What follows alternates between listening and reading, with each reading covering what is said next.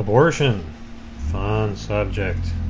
I just got done reading a very long reply thread to the Ron Paul speech at the Right to Life convention, and there's a lot of material in it, so I wrote down some things that I wanted to bring up. First off, a quick question about the morning after pill. People were talking about that. Somebody said that it only hardens eggs. It doesn't actually abort a fertilized egg. I'd never heard that before, and I'd like to confirm or unconfirm or whatever that. So if somebody can point me to information on that, that would be appreciated. This is a really interesting subject because it's a real hot button issue for a lot of people, obviously. Just full disclosure, I'm pro-life because I think that life begins at conception, and so I've always been pretty firm about that. But I've been thinking about it from a political standpoint now that now that we have the Ron Paul campaign going on, and he's bringing up the issue of a federal approach rather than a national approach. And I hadn't thought about that before. I guess I just never thought the issue through as well as I should have from a political standpoint.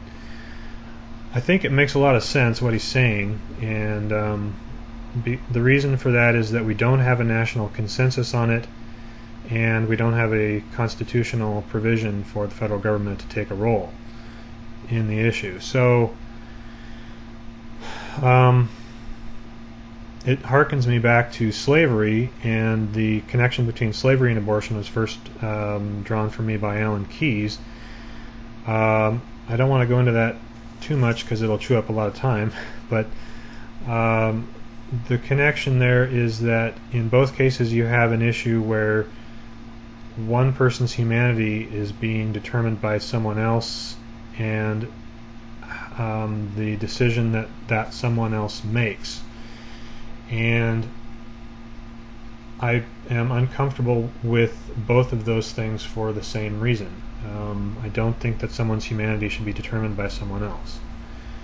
On the other hand, when it comes to slavery, the issue was humanity versus property rights. In abortion, it's humanity versus privacy rights, and I think it's a little tougher to deal with that in this case than it was in slavery, which means we really have a challenge on our hands, because obviously slavery, dealing with slavery caused a lot of damage to our country, and not to say that it shouldn't have been dealt with. Obviously it needed to be dealt with, it needed to go,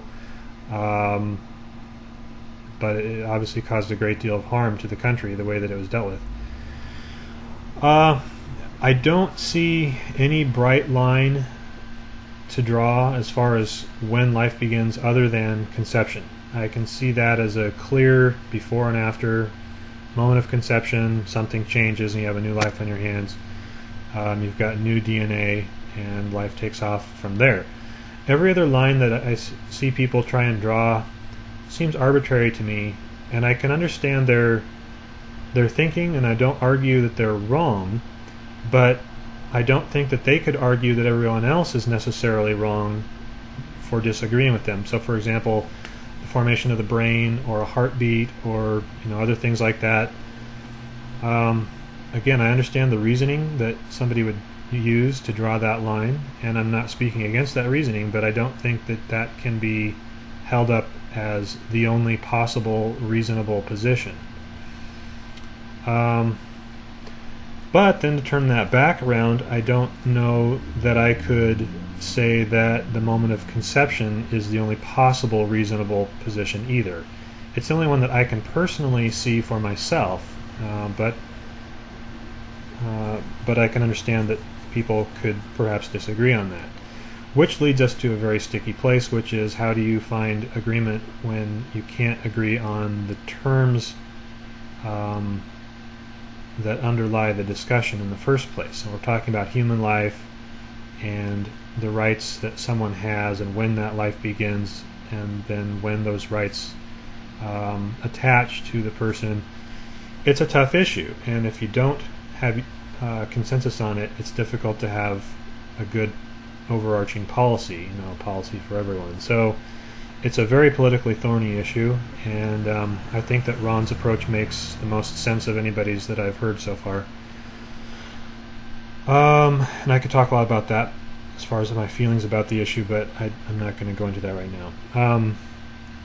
One thing that everybody seemed to have missed, or a lot of people seem to have missed, there's a lot of argument about it going back and forth, but people didn't seem to bring up the fact that Ron said that legislation alone will not solve the problem. And I think that's a very important statement, and I was actually pretty pleased to see that he made that at the Right to Life gathering, because myself, as a Right to Life person, I need to have that thought front and center in my mind. I need to be thinking about that and including that in my consideration of the issue. And I agree with him. I don't think legislation alone will solve the issue. So I think that we need to have broader thinking about it, and that includes having a discussion about it that is not based on name-calling, mudslinging, and all that, but that is a deeper conversation where we really listen to each other. And I think we can do that now that we have the tools to bypass the previous tools of discussion, which essentially fostered division and name-calling and all that.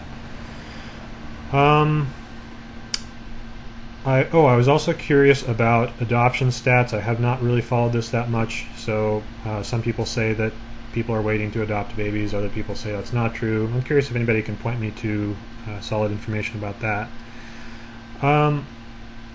What this boils down to for me is hope versus fear, and this is the same thing that underlies so many issues relating to this campaign.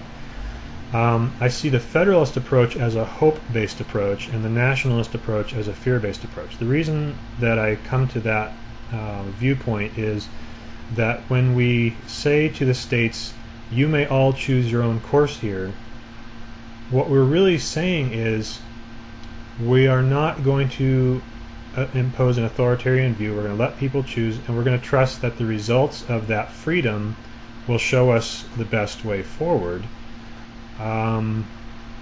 Whereas a nationalistic approach that says, no, this must be the policy, we have to settle the policy for everybody at the national level, is essentially a fear-based approach, because it's saying, I don't trust the states and the people to make the right choice here. We must impose a top-down choice for everyone, lest people make the wrong choice. Gosh, I'm saying the word choice a lot for a pro-lifer. Well, like I said, it's an interesting issue. Look forward to further conversation about it, and stay tuned, everybody. We'll be talking about this more, I'm sure.